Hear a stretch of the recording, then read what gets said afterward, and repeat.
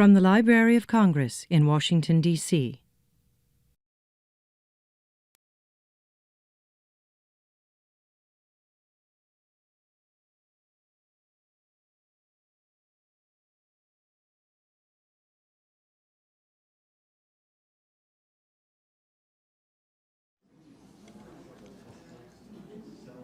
Well, good afternoon to all, and welcome to the Library of Congress. My name is Robert Newland. I have the pleasure of serving as the Deputy Librarian of Congress for Institutional Advancement. You're sitting in our magnificent members' room, a room that I think Bob would have appreciated very much. It's my pleasure to welcome you today to today's event, announcing the gift of the Bob Adelman Photo Archive to the Library of Congress and honoring the life and work of this incredible photographer and artist. It's wonderful to see so many familiar faces here this afternoon, especially the members of Bob's family, his friends, and fellow artists who traveled from all over the country to join us here today. In particular, I want to welcome Bob's daughter, Samantha Ray, and his colleague, Stephen Watt, who collaborated with our staff to help create an event that Bob would be proud of. Our thanks too to Helena Zinkum and Erica White for bringing us all together today. Today's guest speakers are befitting an icon like Bob. You will hear from the Librarian of Congress, the Poet Laureate, an award-winning New York Times photographer, a legendary novelist and short story writer, and a renowned curator of photography. After the formal speaking program, there will be a brief question and answer session, and we will conclude with a reception where you can view some of the remarkable images from this archive. I also want to mention that today's program is being live streamed on YouTube and recorded for a webcast that will be available on the Library of Congress website. Before I turn it over to Dr. Hayden, I just want to say what good fortune it was for me to spend some time with Bob over the past several years.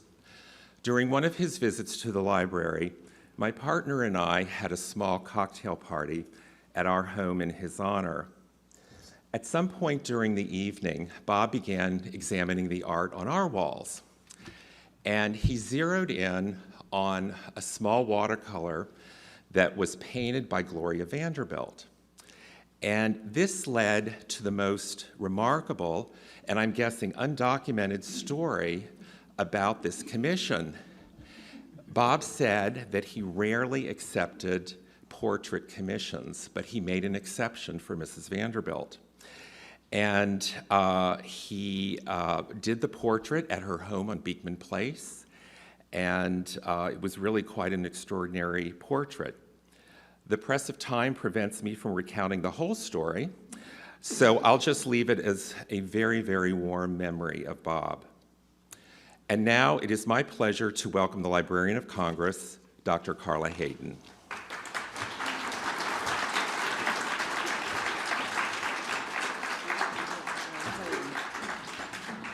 Good afternoon, and it's an honor and a pleasure for me to be here today.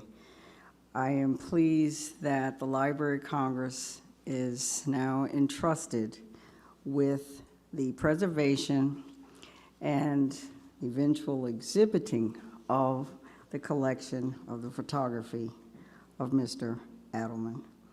In his own words, life's work is about the many and the diverse social concerns in America: poverty, mental illness, alcoholism, inadequate housing, the immigrant experience. And as his collection so marvelously documents the struggle to overcome racial discrimination. And like so many other Americans, I was deeply moved by the photographs he took in Birmingham, Alabama in 1963, when the police in Ingram Park used fire hoses to push back African Americans who demanded civil rights. It's especially significant as I am the first African American to lead the Library of Congress.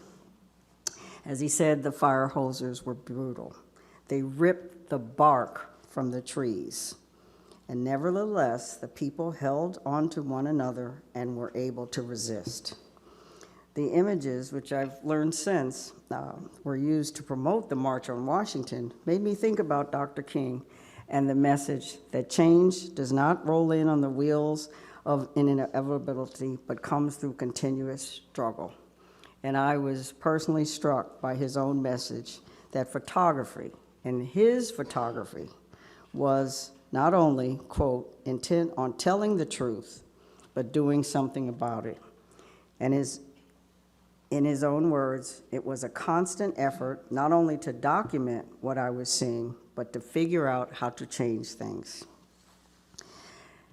Change, as we know, is a continuous struggle and demands constant effort and vigilance, which is why the Library of Congress is so proud to preserve his work and collection for future generations.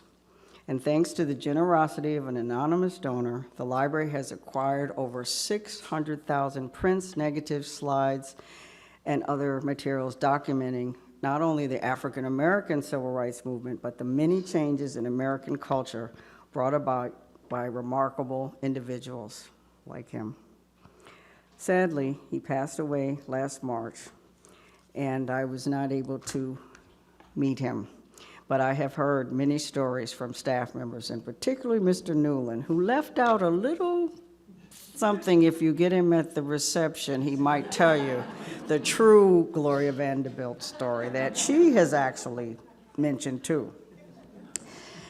He was a graduate of Rutgers University and Columbia University. He taught at the New School for Social Research and the School of Visual Arts, Stanford University, Ohio State University, and the University of Minnesota. He also worked at the International Center for Photography in New York and the Museum of Fine Arts in Massachusetts. His photography has been published by Time Magazine, Harper's Magazine, the New York Times Magazine, as well as Life, People, and Esquire. He also authored, edited, and illustrated over a dozen books, including Martin Luther King, A Celebration of Word and Image, Remembering Jack on President John F. Kennedy, and Out of Left Field, Willie Stargell and the Pittsburgh Pirates. And additionally, his photography was included in the book, This Light of Ours, Activist Photographers of the Civil Rights Movement. He was awarded a Guggenheim Fellowship and multiple Art Directors Club's honors. He won the University of Missouri School of Journalism Award, and his work was included in the American Institute of Graphic Arts' 50 Most Notable Books. And now we are honored that his collection will be preserved and exhibited by the Prints and Photographs Division of the Library of Congress. And with the help of Deputy Librarian Robert Newland, it is now my honor to present the Library of Congress's latest acquisition and, in case you were wondering, to really unveil what's under this cloth.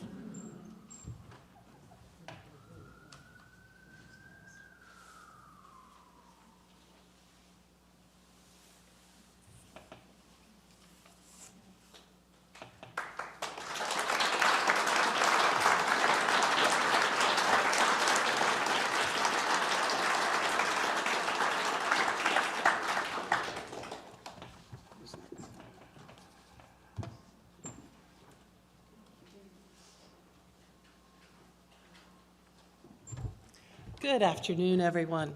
I'm Helena Zinkamp, Chief for the Prints and Photographs Division. Delighted at such a large turnout today. And I'm your moderator, so you'll see me coming up and down frequently. Juan Felipe Herrera, the Poet Laureate, has written a special poem in honor of Bob Adelman. Please.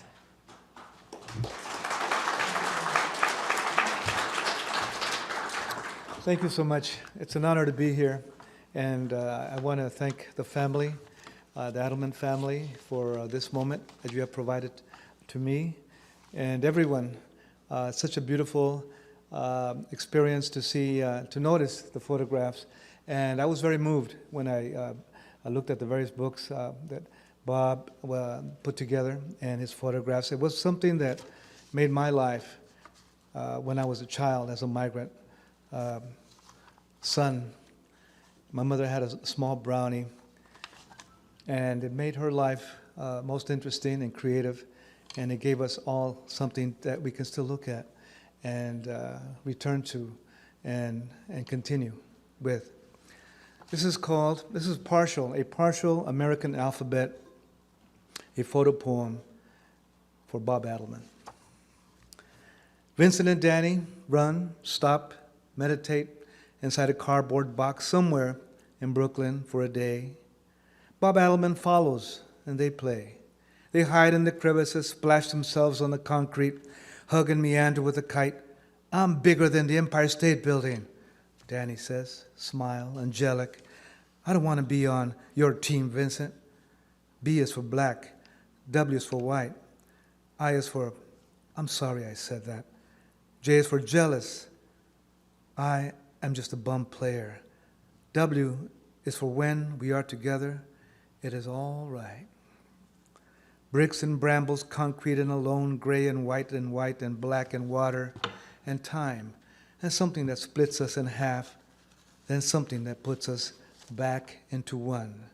S is for singing for the Congress of Racial Equality. S is for Student Nonviolent Coordinating Committee. J is for Jim Crow, no more. In Adelman's lens, we see, we notice, we enter, we move. We are the people, even though we are far away inside the camera. Break away, break through, Adelman says. Break through, Adelman says. Break through. For a moment, a half moment is enough to start getting free. F is for a ferry boat in Mississippi. O is for, there's plow in Alabama, and B is for B.B. King in Memphis, and C is for cooking and conking your hair to make it smooth in the white world. There's a young man, Amiri Baraka, in the Black Arts Movement, making revolution with words, with spoken hollers, with art that comes at you with a voice in a lens. Don't cover up your lens, says Adelman. Don't you cover up your lens, says Bob Adelman. Open it up until there is just breath, into all breath, so you can breathe into freedom. So you can breathe into freedom. M is for Malcolm X with an umbrella as the storm ahead unravels. T is for trucking cotton in Alabama. Can you see it, America? You got 1 minute to lay in the cotton. New machines, new screws, move the matter. M is for machines, and sometimes it is for madness. L is for Liechtenstein. Make sure every dot of your face is in the picture. Make sure your eye in its lush, flat encounters peers into you. M is for marching into Montgomery. T is for tenant farmers and its socialites. Socialites? Time for reflections in the lens. After you give your life in the fields, you vanish, but not in Adelman's black and white exposures. There's a proud woman, Miss Petway, with wallpapers and a wood-burning stove and Martin Luther King on her mind. Yes, sir. Yes, sir. Q is for quilts and basket makers making changes, reed by reed, needle by needle, inspiration. J is for jug blowers and H is for horse show riders. Oh, yes, it is not as simple as you think. There's a way through to freedom. Yes, indeed. Yes, sir. Yes, ma'am. There's a way through to freedom. Baptisms in the water and James Brown all around. N is for white nuns singing in Alabama. A is for America. I'm not leaving. I'm not going back to Jim Crow. F is for fire hose spray at Kelly Ingram Park. See it peel the bark off the trees while you hold on to each other, while you hold on in Adelman's camera. A is for Adelman as he holds you, as he holds onto you, into you, as you hold onto him in an f-stop of 550,000 exposures, not hidden, not on page 12, not silent, not invisible. A is for America. A is for Adelman. Put the alphabet together. Put freedom together. Everybody say freedom. Freedom. Everybody say Adelman. Adelman. Everybody say freedom again. Freedom. Not silent, not invisible. Put freedom together. S is for segregation, separation between you and yourself. I is for innocent while arrested. T is for 3 generations of tenant farmers, and S is for school, integration until you get too close, but you have to get close. Everyone say, you have to get close. You have to get close. That's what the camera's for. That's what the lens is for. And that's where we get respect. 3 generations of tenant farmers, you get too close, but you have to. You have to get close. C is for colored only. Remember El Paso, Texas, 1961, en route to Mexico City with my tia Lela and my mother Lucha. Which restroom? Where's brown? Brown is black, black is brown. R is for Rosa Parks, sitting on a bus, in the bus, not giving up her seat. W is for we shall not be moved. Everyone say, W is for we shall not be moved. And Adelman's camera is for lay down in front of the tractor. L is for lay down in front of the tractor so you can stop unfair labor practices at the Downstate Medical Center. Adelman keeps moving. Adelman keeps America moving in front of your eyes. H is for holding hands in times of trouble, like Mimi Feingold at a congregation in West Feliciana Parish in Louisiana. Oh, everyone say, oh, oh, oh, is for out of so much pain, reality and truth and compassion and change come. Marching, everybody say marching. Come singing. Come hollering. Come resisting. Come talking. Come saying. Come speaking. Come on up to the front free with your git fiddle and march until race baiting disappears. Can you see it in the camera? M is for memorial services for Dr. Martin Luther King Jr. M is for memorial services for Malcolm X. L is for LGBTQ parades. No more gay bashing. No more gay bashing. V is for Vietnam Wall, that you can pray and touch and consider all those that gave their lives for you, America. W is for women's liberation. Say it as the lens explodes. Everyone say women's liberation. Everyone say W is for women's liberation. Say it as the land explodes. And C is for civil rights. L is for let my civil rights go. C is for camera.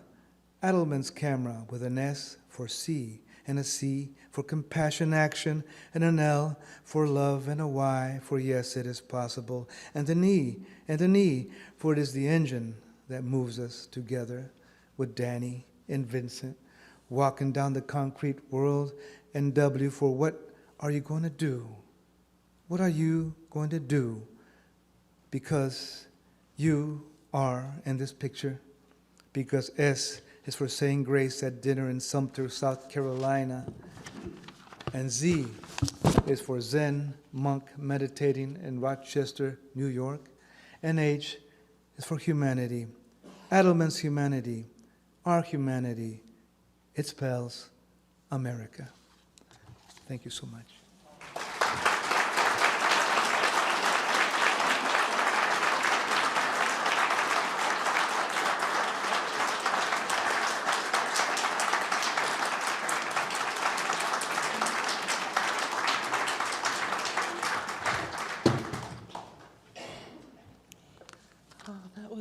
Remarkable, thank you.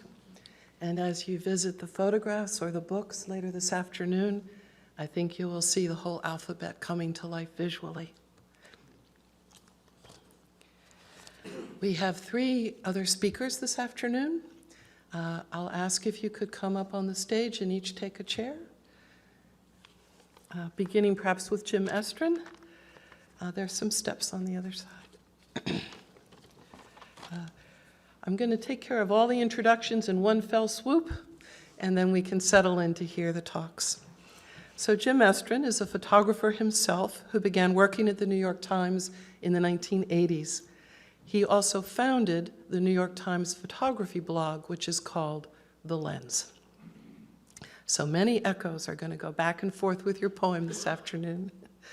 In 2014, actually earlier, but then in 2014, you interviewed Bob Adelman at length, and that's been published as a blog post. And it was called Photographs That Make a Difference. So Jim is going to talk with us about Bob's career and work in relation to American social justice and documentary photography overall. Verna Curtiss, she'll speak second, retired last year as a wonderful curator of photography in the Prints and Photographs division here at the Library of Congress. She found much common ground with Bob Adelman, not only through the exhibition March on Washington, co-curated with Marisha Battle, but also through hometown territory in Miami Beach, Florida. With more than 30 years of experience in the fields of both art and documentary photography, Verna is ideal to help us dive deeper into Bob's images and show how well they fit with some other collections at the Library of Congress. Our final speaker is Ann Beattie, author of novels and short stories. I've read that she's been referred to as a pal of Bob's. We'll make that more formal, a long-standing and good friend. Sharers of philosophy and long conversations. And Ann is here today as one of Bob's close friends. She reportedly rejected Bob's request to photograph the people and places in her own stories, but has written about his amazing work with love and affection. Jim, you're up.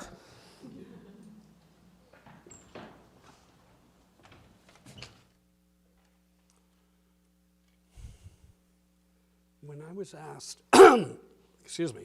when I was asked to speak about Bob Adelman, my first thought was I didn't really know him that well. I'd met him a few times, and I've interviewed him twice. But upon reflection, I realized I did know him well, but that it was mainly through his photographs. His images affected me as a young child, looking at them in the pages of Life and Look magazines. They affected me as a young photographer, finding my own path in the field, and they continue to affect me today as a testament to what can happen when people stand up against injustice. Bob's photos were always honest and passionate. As a photographer, he wore his heart on his sleeve and always fought on the side of the angels. As a photojournalist, I have always wanted my images to affect the situations I document. But as I got older and images became more ubiquitous with the digital revolution, I've come to believe that there are few situations where a photo makes a difference that is measurable. Lewis Hines' photos of young children at work changed labor laws. Perhaps Nick Ute's Napalm Girl and Eddie Adams' photo of the Saigon execution helped galvanize opposition to the Vietnam War. I've made a few photos in my career that drew attention, but measurable change, not so much. We photojournalists risk our lives covering war, famine, and injustice, yet there is still as much war, famine, and injustice as when we start. So I've come to the conclusion that for me, it is enough that if I document those terrible things and people see them, at least they cannot say that they didn't know what was happening. And I'm okay with that. Most older photographers I have interviewed for the Lens blog bemoan the lack of effect that their photos have had. Don McCullen, whose images of war and famines were seen around the world, said to me flat out that he feels he wasted his life. But when I spoke with Bob Adelman, he said, of course photos change things. He noted that Gary Winograd, the street photographer, once famously said that photographs don't change things. Bob, who was in his 80s at the time, told me that was, and I quote, the silliest thing he had ever heard. Bob's photos and those of his fellow civil rights. Okay. Okay.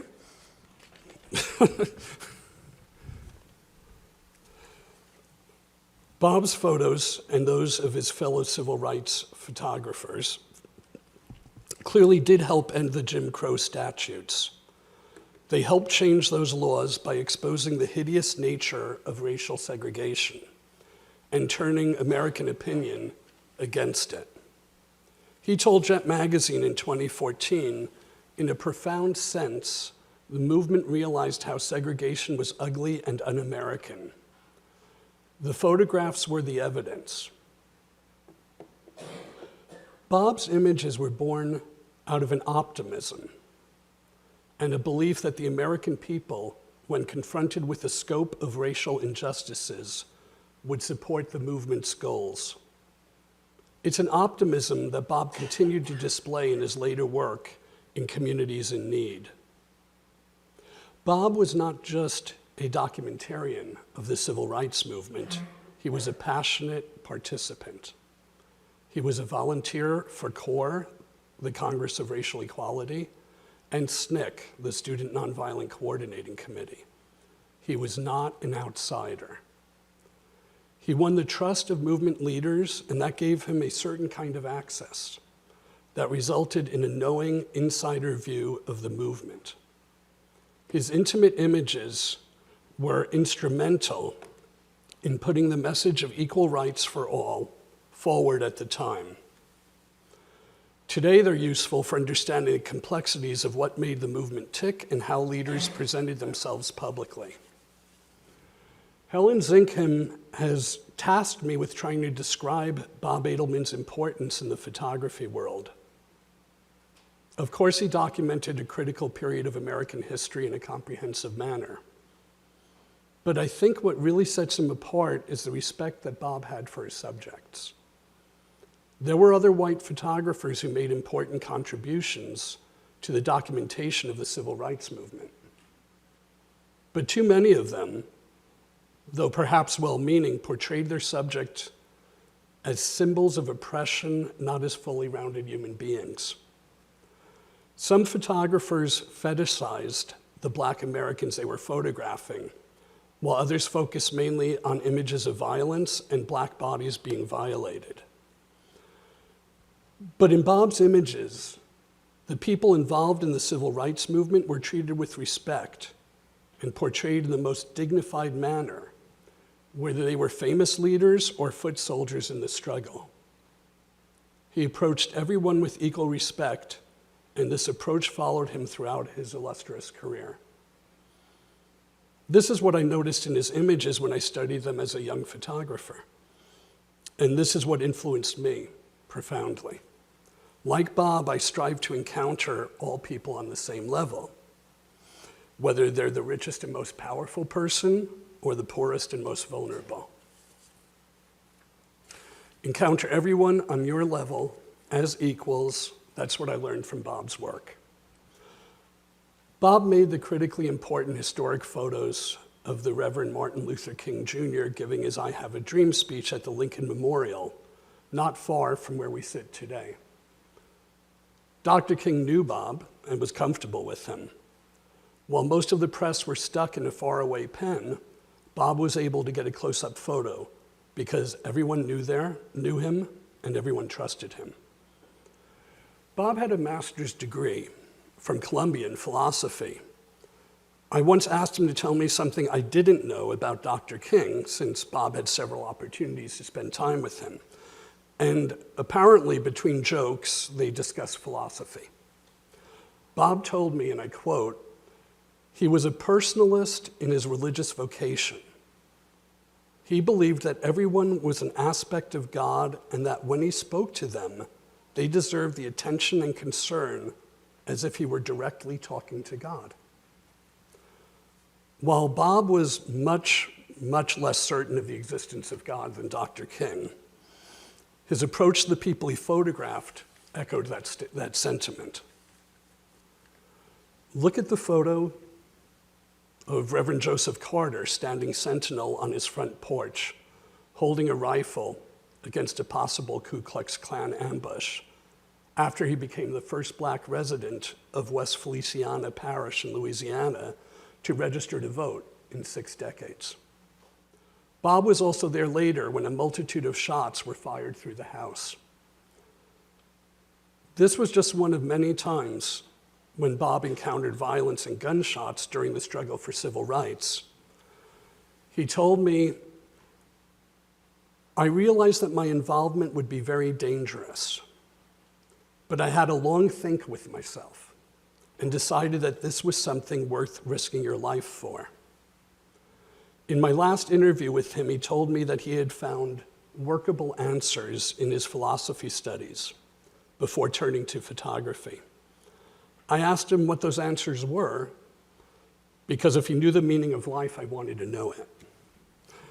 He said that in the sense of the Middle Ages, he didn't think that there was any great focus to life, or that this world was a drama of salvation preparing us for the next life. He didn't think there was any overarching purpose to life, but that we were given meaning through families, experiences, affections we have, and values that we care deeply about. He said that funding projects would be meaningful in connection to those values, and that would be as much purpose as he could find. And I quote, "For me, if I got involved in something, it had to mean something. I had to see some purpose to it, and that it would be something I cared about." So Bob studied philosophy primarily to find his way in the world, but it was through photography that he discovered the meaning that he was searching for. He said, "I realized that I wanted to get involved in the world and make a difference." And he has. Thank you.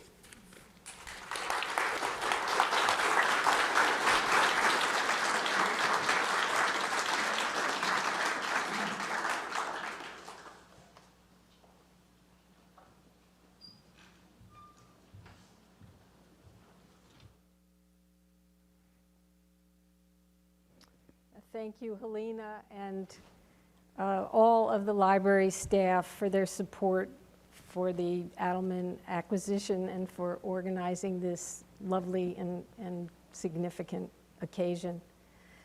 I think it's appropriate to really look at Bob's career visually, so that's what I will bring to you this afternoon. In fact, you may be seeing his images in many places and not even be aware of it. Are we going here? Don't see it here. Oops.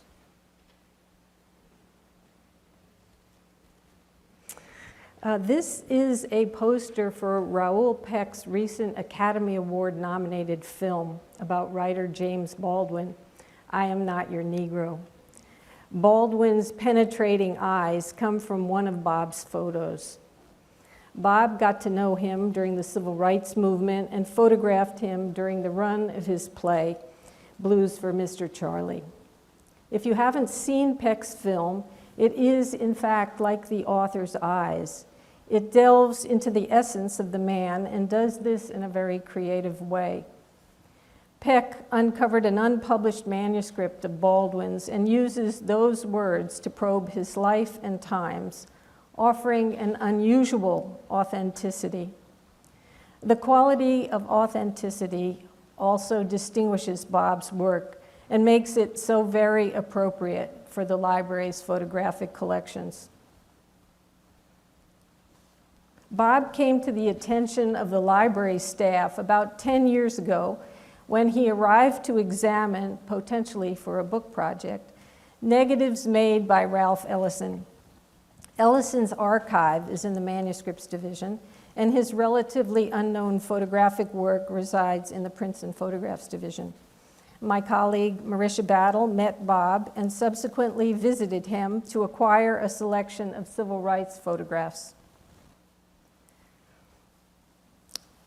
And one of them was this iconic image we've been looking at of Dr. King.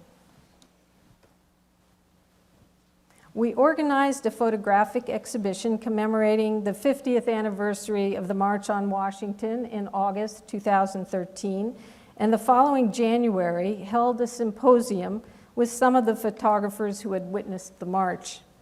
Bob was one of the stars who spoke. and subsequently was invited to give several lectures about his work at the library.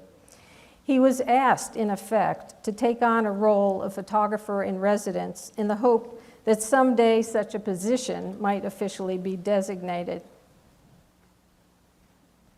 Here is an energized Bob doing his civil rights work in the 1960s. In the movement, he found that cause that Jim just mentioned. He saw others give their lives, and he felt he could die for the same cause. He's both a cameraman, one of his photographs ran on the cover of Newsweek, and a participant at the Selma March in the spring of 1965. You've already seen his most famous photograph in Birmingham, spring 1963, and he was there, and he witnessed how the students wouldn't run away, holding on to each other for dear life. Bob's teacher, Alexei Brodovich, claimed this image, quote, seared itself into his memory. Bob did not have much formal training in photography. His real introduction was through his father, who was a serious amateur with a darkroom at home. Bob attended Manhattan's Stuyvesant High School and then Rutgers. For a master's degree at Columbia, he majored in philosophy, as we've heard, focusing on aesthetics, and continued studying about art. He spent a year in law school at Harvard, but returned to New York City and began talking his way into photographer studios. Eventually, in 1959, he enrolled in Brodovich's famous design laboratory at the New School for Social Research. For an assignment to shoot in Times Square, Bob settled on something different. He took a graphic look down upon a group of sailors from the Hotel Astor. For assignment to photograph an egg, Bob researched what Edward Steichen had done with the subject and then tried everything, persevering until he could find something that would be uniquely his own, this image of a crumpled, hard-cooked egg. Bob believed that besides qualities of design, his activities in photography needed to have purpose. And the purpose, he found, was to fight for equal rights, support justice, and help make change in people's lives for the better. He first got involved with the Brooklyn Congress of Racial Equality and became their national photographer. Brooklyn was where CORE began the freedom rides. As you can see, people there were picketing for education as well as a livable community and economic opportunity, themes that Bob would later expand upon. Through the civil rights movement, Bob met many great people, Baldwin, the political thinker, Michael Harrington, but he was closeness he felt to Dr. Reverend Martin Luther King Jr. was such that Bob always referred to him as Doc. He attended King's funeral in 1968 and took intimate photographs of the family, which have a permanent place in the National King Historic Site in Atlanta. Bob's magazine work, beginning in the mid-1960s, often dovetailed with his civil rights photography, which concerned voter drives in the South, as on the left, of a man registering in Sumter, South Carolina. For Ebony, he followed the Reverend Joe Carter, the first black man to register and vote in West Feliciana, Louisiana. And in fact, I think he told you, Jim, that this was the most dangerous situation he had ever faced. Bob was awarded a Guggenheim Foundation grant in 1964. And here are two examples of that work. His proposal was to, quote, continue his work on the efforts of Negroes to achieve equality in America and to begin a study of poverty in the context of contemporary affluence. His application was supported by Edward Steichen, who lauded the valuable project and Bob as a serious thinker. His teacher, Brodovich, pointed to Bob's integrity and courage and the vitality and necessity of the project. Dorothy Norman, Alfred Stieglitz's future biographer, concurred that Bob was, quote, dedicated and selfless, a person of integrity, and shows promise as one of the most effective photographers of the American social scene, end quote. On assignment, Bob was unafraid and a charmer with a gift for repartee.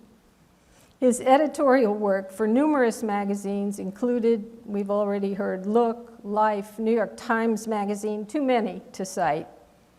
The assignments were very varied, and these are from a story about the daily life of Sumter, South Carolina Sheriff J. Bird Parnell. Bob documented this drug raid in New York. It was for Look. He met and photographed many people, such as Sidney Poitier, B.B. King, Miles Davis, Tina Turner. One of the crowds he most enjoyed hanging out with were the pop artists, James Rosenquist, Roy Lichtenstein, Andy Warhol, and others, being represented by art gallery dealer Leo Castelli. For a magazine article, Bob cleverly decided to take Andy Warhol grocery shopping. Roy Lichtenstein became a close friend. Bob's love for art comes through here in this portrait in which the artist has been positioned as a sculpture base below his own representation of Brancusi's 1910 Sleeping Muse. Bob was a prolific producer of more than 60 books, as well as many bookazines, continuing after he moved from New York to Miami Beach. Some were his own, others were with and for other people.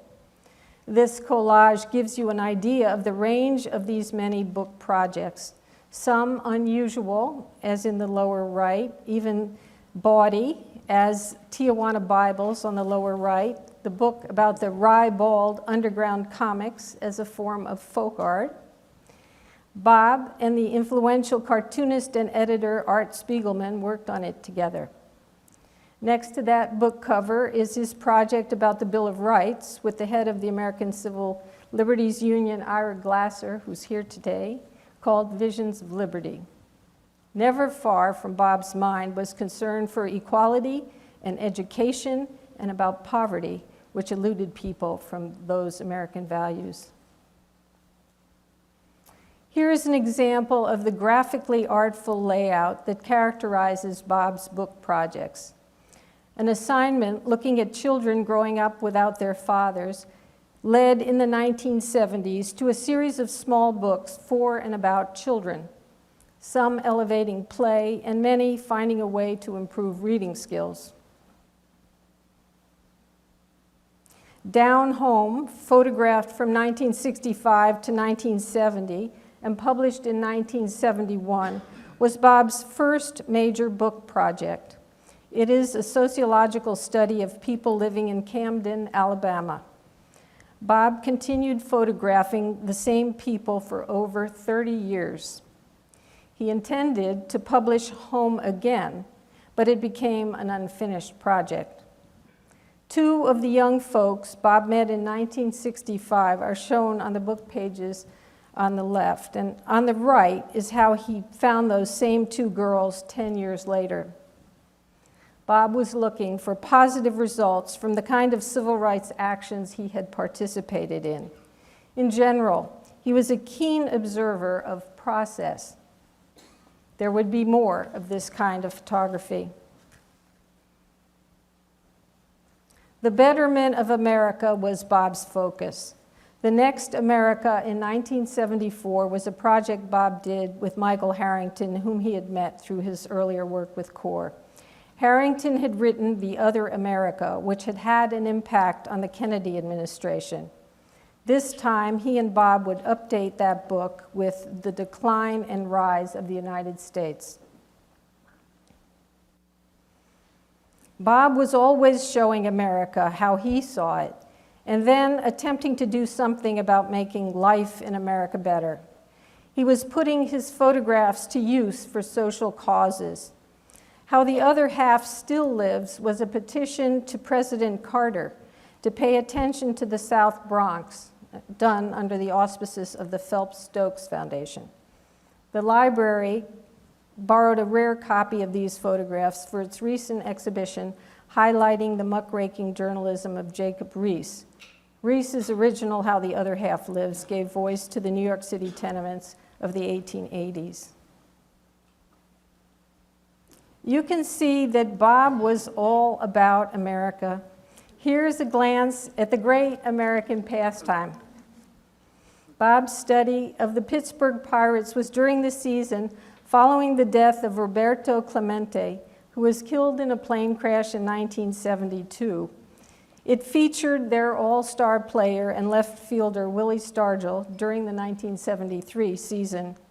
As you can see, Bob got into the game himself. Bob's own involvement in things is most clearly seen in The Diet, which examined obesity. He produced photographs on this subject for Esquire and the London Sunday Times in 1979 to 80. He took on an experimental diet himself. He exercised and under doctor's care lost 100 pounds in a year. Bob relished the outcome and was never more proud of anything than this composite group of photographs he made of himself. As you can see, Bob liked to observe process. He followed how artists work. With close friend Roy Lichtenstein, he was on set as the artist applied color, outline, and dot matrices for a mural-sized view of an iconic Oval Office. Bob delighted in watching the artist work. Carver Country, produced in 1990, is a unique visual biography of the short story writer Raymond Carver. Carver's letters and poems provide the text, and Bob's photographs help us match those gritty words with images of the bleak, blue-collar towns of the author's native Pacific Northwest. I'd say that Visions of Liberty from the early 1990s summarizes what Bob stood for and the body of photographs he left us. Native American children in the Southwest, a women's march in New York City, a protester at an anti-Vietnam War rally, a family supporting gay rights. One of Bob's most popular images is this one, taken at the People's Wall in the IBM Pavilion at the World's Fair in Queens in 1964. It has been interpreted as a statement about race and class in America. Actually, this image reveals, I should say, Bob's delight in technology and humanity. He has manipulated his camera so as to flatten the seating for a ride that actually was on an incline. The people appear wary or excited as they are about to be sucked up into an ovoid multi-screen theater designed by Charles Eames in order to view a film about design in the technological age. Bob's career epitomizes what Ralph Ellison said about his work. Quote, "It moves into the rare sphere wherein technical ability and social vision combine to create a work of art." His archive now joins forces with the Library of Congress's great collections, which preserve the contributions to our society of Ellison, leaders of the civil rights movement, and the designers Charles and Ray Eames, among so many other American creators. His work will continue to have a place in American history alongside his heroes and ours. We can just imagine that the ever-smiling, serious, wild, devilish Bob would be joyful now.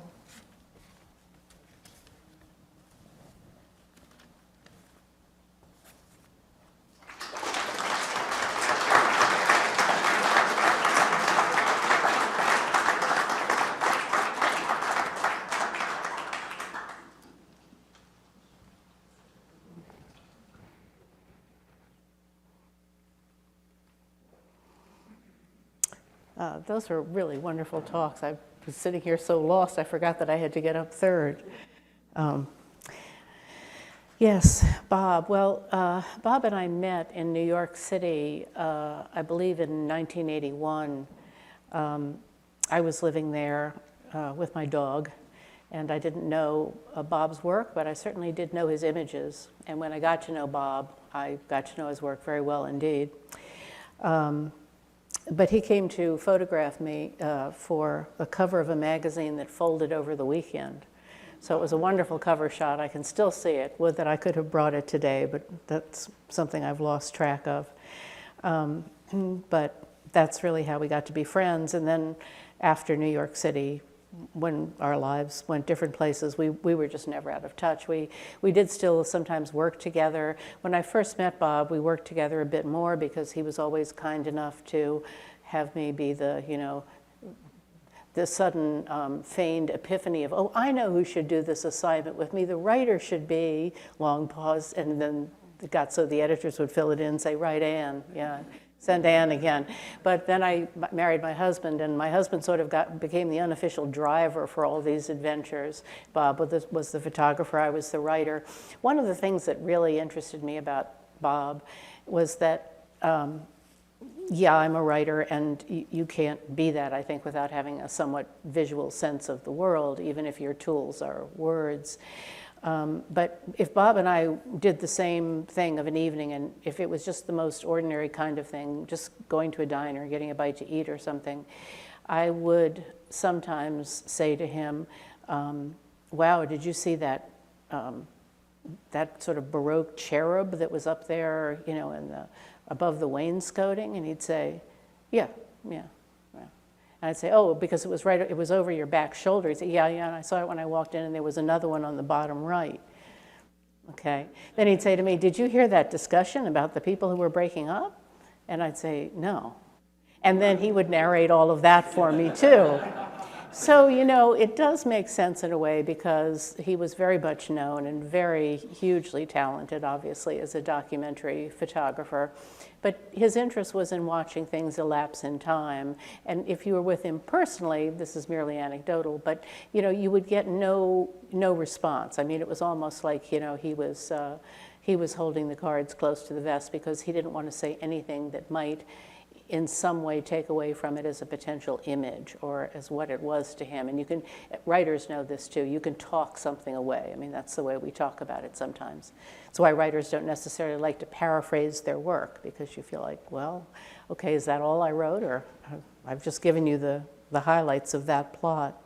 But he was an enigma to me, certainly. He was, as we know. I'm just curious to know, how many of you in the audience, in one way or another, professionally or personally, how many people here actually knew Bob? Oh, like lots of people. Yeah, okay. Well, it is a big group, but that's very interesting. I think the thing that I would say to somebody who didn't know Bob, though, was what is abundantly clear in the work anyway, but still maybe should be remarked upon, and that is how really hard he worked. I mean, if my husband and I were visiting Bob, and I got up to go to the bathroom at 4 o'clock in the morning, the computer screen was glowing, he was sending something somewhere, and he was up before us in the morning and after us at night, and that was just around the house. That was just with keeping up with a lot of the work that he had to do with his wonderful assistant. But, just the sheer vigor and the amount of energy that Bob expended was absolutely amazing, because he certainly could have rested on his laurels at some point. He could have said, please come to my studio for me to make a portrait of you, Dr. King. No kidding. I mean, it wouldn't matter how famous you were. That is what a lot of photographers do, and perhaps do well and get what they want out of those things. But Bob always wanted chance to be the thing that intervened. And that's not so likely to happen if you're set up in your studio. I mean, somewhat, but certainly not like being in Birmingham. Come on. That's just a very different matter. But I think it was always that reflexive need that Bob had to be surprised, whether for the better or for worse, that really got him like out on the street so many times when he wasn't just doing the things that we all have to do to follow through on, you know, the things that we've gotten in the scene or registered in our minds at the moment. So he was really, among many hardworking people I've known, I'm sure we all have, he was really one of the most hardworking, and always with such a sense of generosity and sincerity about him too. He of course had his own cosmos, and we talked to each other in shorthand, or we just went like that to the other because we were so sick of the other's differing opinions, or whatever we did. But if you heard about Samantha, it didn't need to be said that my daughter is Samantha. If you heard about John, there was only one John in the universe, that was Lowengaard.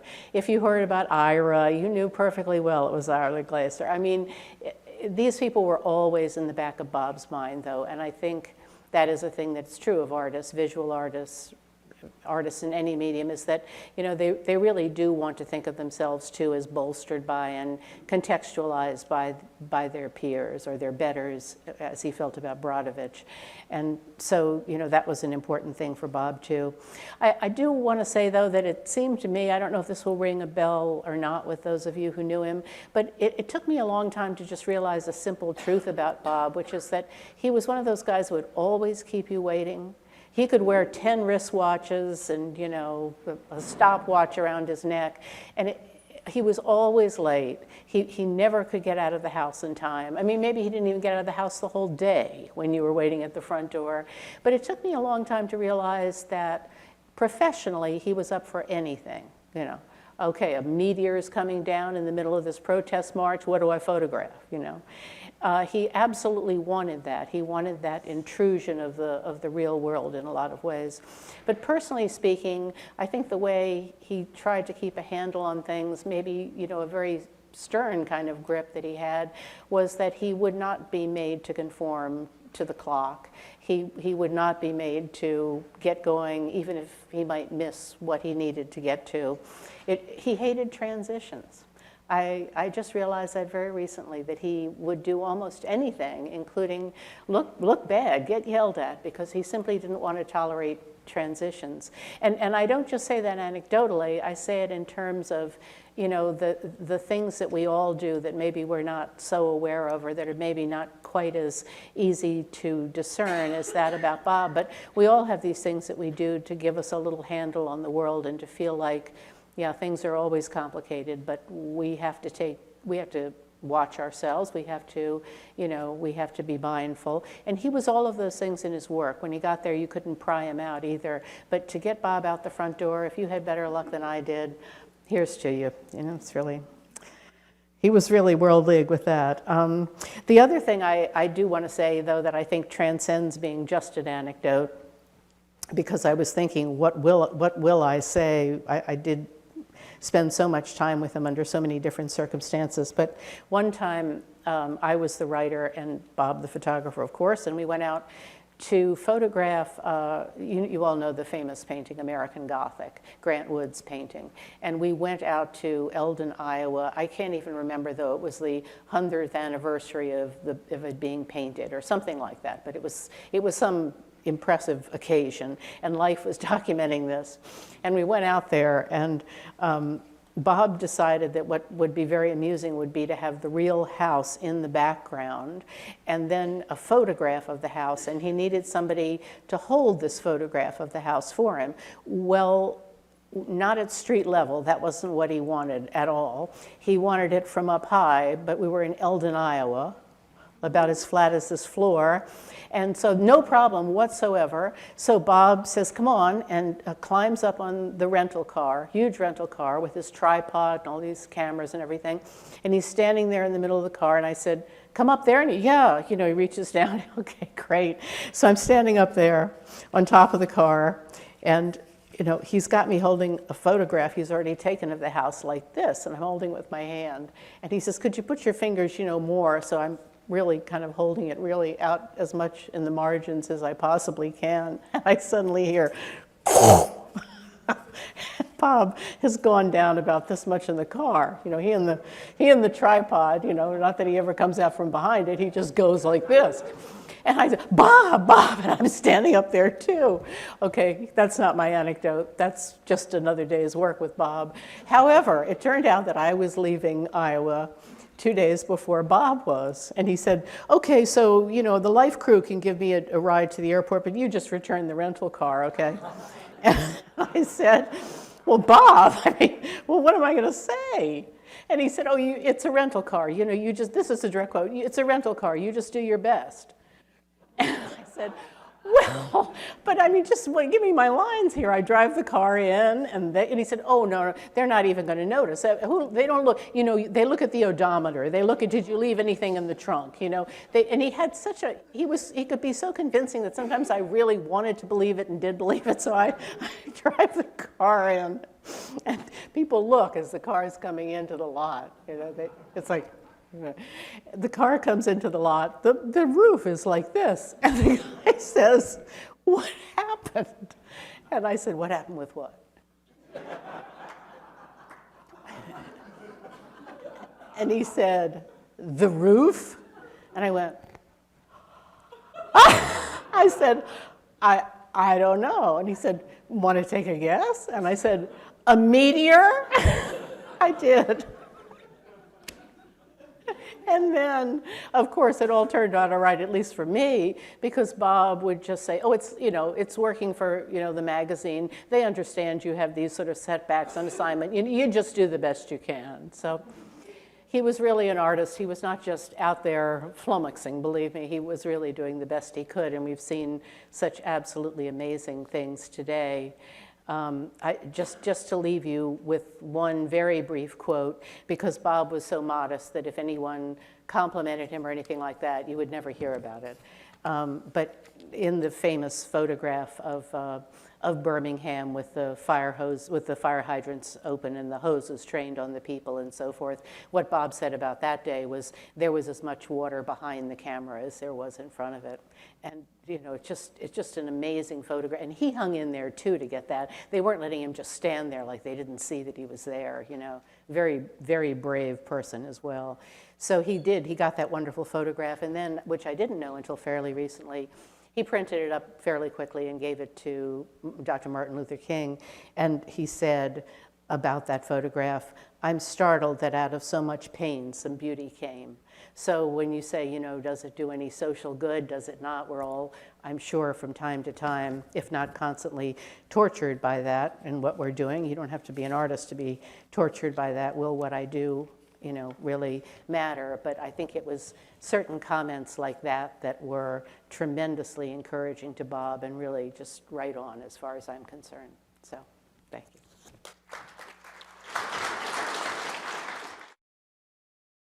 This has been a presentation of the Library of Congress. Visit us at loc.gov.